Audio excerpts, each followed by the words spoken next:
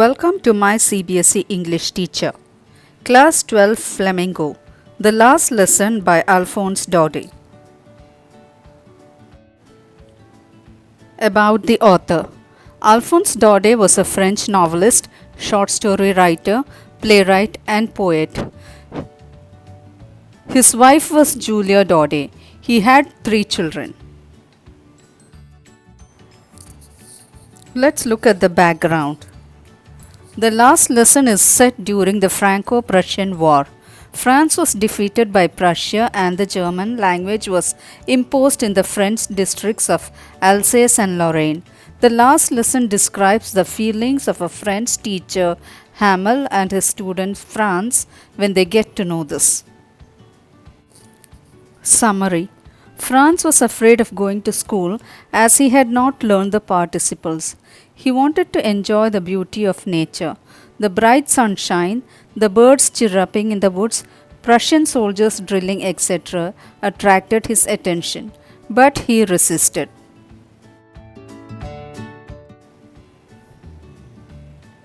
The bulletin board in the town hall had all bad news of lost battles, the drafts, and the orders of the commanding officers, etc. This time, when he saw a crowd in front of the town hall, he wondered what it could be now. When he reached the school, he noticed some changes in the school. Instead of noisy classrooms, everything was quiet as Sunday morning. The teacher does not scold him and told him to very kindly go to his seat. The teacher was dressed in his Sunday best. Villagers were occupying the last benches to pay tribute to Hamel for his 40 years of sincere service and also to express their solidarity with France. Hamel made the announcement that would be the last French lesson.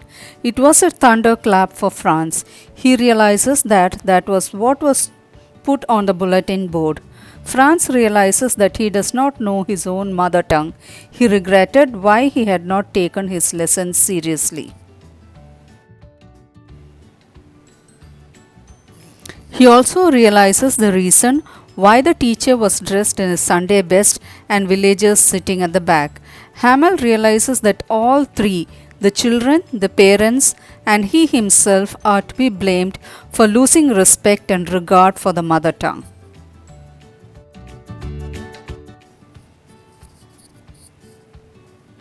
He spoke about the French language and said that it was the most beautiful and logical language in the world.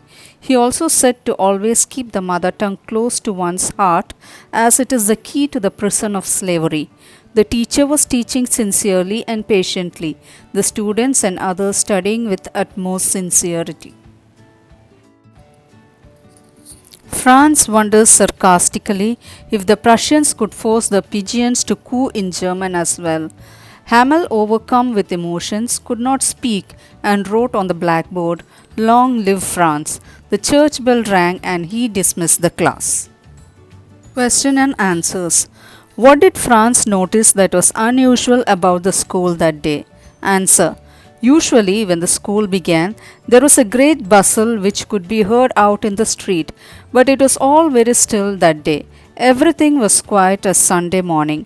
There was no opening or closing of desks. His classmates were already in their places. The teacher's great ruler, instead of rapping on the table, was under Hamel's arm. The village elders occupied the last benches in the class. Question number 2. Franz thinks, will they make them sing in German, even the pigeons? What could this mean? Answer. This comment of Franz shows a Frenchman's typical reaction to the imposition of learning German, the language of the conquerors. Being deprived of the learning of mother tongue would mean cutting off all bonds with the motherland. Teaching the pigeons to sing in German indicates how far the Germans would go in their attempts of linguistic chauvinism. Question number 3.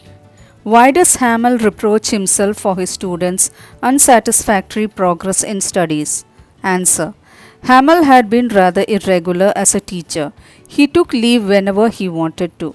Besides, he had often sent his students to water his plants, and whenever he wanted to go fishing, he just gave them a holiday. So he reproaches himself for his students' unsatisfactory progress in studies. Thank you for watching. If you have not yet subscribed to my channel, please do so now to my CBSE English teacher. Like, share and give your valuable comments. Thank you.